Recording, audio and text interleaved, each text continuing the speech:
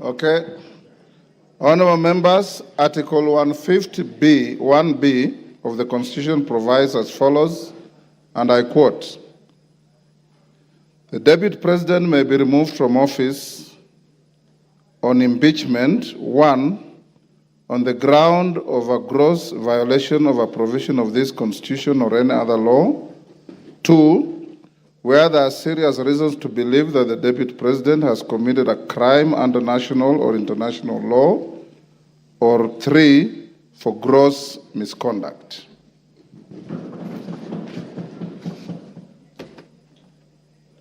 Honorable members, the notice of the special motion by the member for Kibwezi West seeks a resolution of the House for the removal from office by impeachment of our Deputy President on the grounds specified under Article 151B of the Constitution and sets out the particulars in respect of each ground. Honorable members, the special motion before the House presents an unprecedented constitutional moment in our democracy. Without doubt, it summons this House to test for the first time under the 2010 Constitution the provisions of our Constitution relating to the removal from office by impeachment of the Deputy President. It will be recalled that during the term of the 6th Parliament, on 27th April 1989, the then member for Embakasi, the Honorable David Mwenje, successfully moved the House to pass a vote of no confidence in the then Vice President and Minister for Home Affairs, the Honorable Josephat Karanja. The motion received an affirmative resolution of the House. Honorable members, it's instructive to note that upon the promulgation of the new Constitution of Kenya in August 2010, the then office of the Vice President assumed a new clothing as the office of the Deputy President. This new clothing embedded in it a new manner of election, assumption of office, and removal from office of the second in command. Whereas the previous Constitution conferred upon the President the power to appoint and remove the Vice President, the Constitution of Kenya 2010 shifted the removal of the Deputy President to Parliament. This lays the ground for the notice of the special motion by the member for Kibwezi West. Honorable members, Standing Order 64.2 relating to removal by impeachment requires the Speaker to dispose of a special motion within 3 days of receipt of notice by a member. Standing Order 64.2 as read in the light of Articles 259, 5 and 6 of the Constitution gives the Speaker the deadline of today, Tuesday, 1st October 2024, to notify the House of receipt of the special motion and its admissibility or otherwise. Honorable members, having notified the House of the special motion, I'll now highlight the preliminary procedural and legal requirements relating to the processing a special motion for removal from office by impeachment of the Deputy President. Members at the bar, take the nearest seats.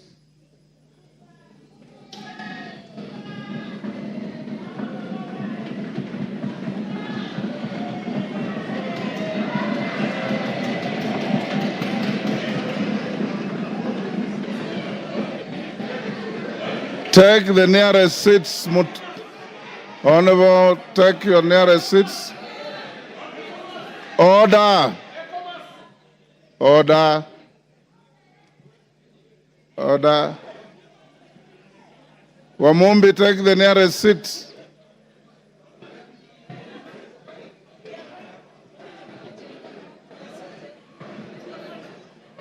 Order, honorable members. Order.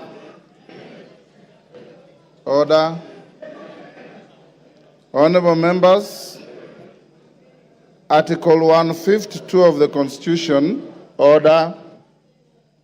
Article 152 of the Constitution provides that the provisions of Article 145 of the Constitution shall apply with the necessary modifications the removal from office by impeachment of the Deputy President. In particular, Article 145(1) of the Constitution provides that a member of the National Assembly supported by at least 1/3 of all the members may move a motion for impeachment of the President on the grounds of gross violation of a provision of the Constitution or any law where there are serious reasons for believing that the President has committed a crime under national or international law or for gross misconduct. Procedurally, Standing Order 64(1) provides that before giving notice of a motion under Article 150 of the Constitution, a member shall deliver to the clerk a copy of the proposed motion in writing, stating the grounds and particulars in terms of Article 145(1) of the Constitution upon which the proposed motion is made, signed by the member and signed in support by at least 1/3 of all the members of the House. Further, Honorable Members, Standing Order 64(1)A lays out the criteria for admissibility of grounds for removal from state office. For clarity, Standing Order 64(1)A states, and I quote, "The grounds specified in a motion under this standing order shall be admissible if A, framed clearly to particularize and disclose a gross violation of the Constitution or other written law, where gross violation of the Constitution or other written law is indicated as a ground for the intended removal. B, stating with precision the provisions of the Constitution or other written law that are alleged to have been grossly violated, where gross violation of the Constitution or other written law is indicated as a ground for the intended removal. And C, accompanied by necessary evidence, including annexures or sworn testimonies in respect of the allegations. The foregoing procedural and legal requirements for the processing special motions are buttressed by precedents and jurisprudence in various speakers' rulings and court decisions. Honorable members, today I refrain from restating the jurisprudence and focus on determining the admissibility of the notice of the proposed special motion filed by the member for Kibwezi West. In determining the admissibility of the special motion, I am required to examine its form, threshold, framing of the grounds, and attachment of the necessary evidence. Standing Order 64(1) provides for the criteria for determining whether the proposed motion meets the requirements of the Constitution and the standing orders as to form and the threshold. On form, it should A, be in writing, B, state the grounds and particulars in terms of Articles 151B of the Constitution upon which the proposed motion is made, and C, be signed by the member, and D, be signed in support by at least 1/3 of all the members of the Assembly. Having examined the notice of the special motion by the member for Kibwezi West, I find that the special motion meets the requirements relating to form and threshold set out in the Articles 145(1) and 151B of the Constitution and Standing Order 64(1). I have also satisfied myself that the number of members who have appended their signatures in support of the special motion exceed the minimum threshold of 117 members in this House.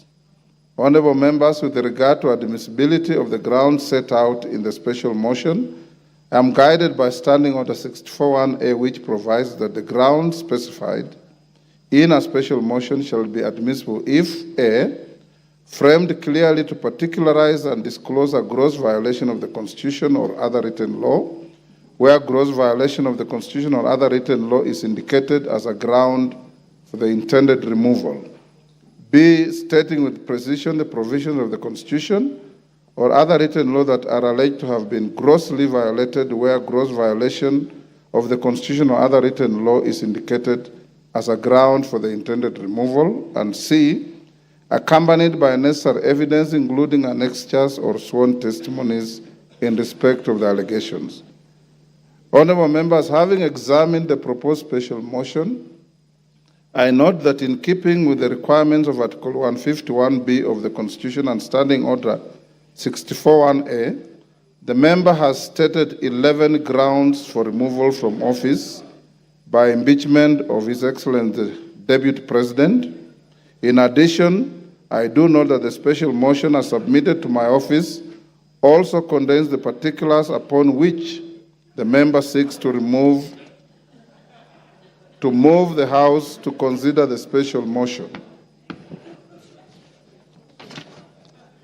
Honourable members, with respect to evidence, the member has attached documents including annexures and a sworn affidavit to substantiate the grounds stated in the special motion.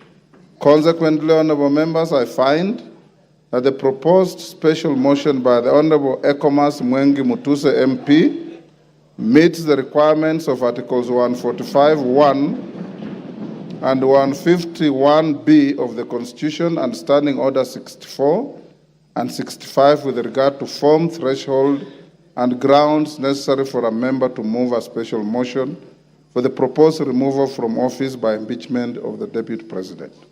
Honourable members, having determined that the special motion is admissible, let me now focus on the next steps of giving notice of the special motion to the House.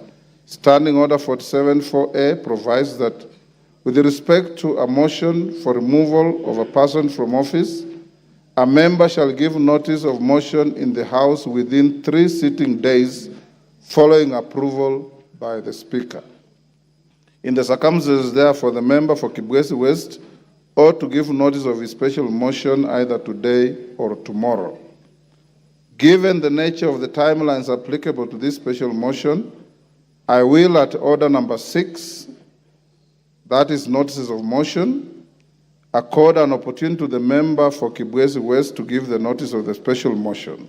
Thereafter, I'll give further guidance to the House on the next steps to take. The House is accordingly guided. I thank you.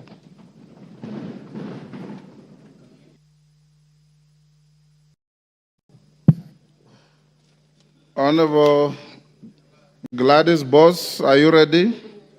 We'll go back to order number 5 for the Deputy Speaker. Honorable Speaker, I beg to lay the following paper on the table of the House today, Thursday, 26 September 2024. Report of the Kenyan delegation to the 64th session of the OACPS Parliamentary Assembly and the first session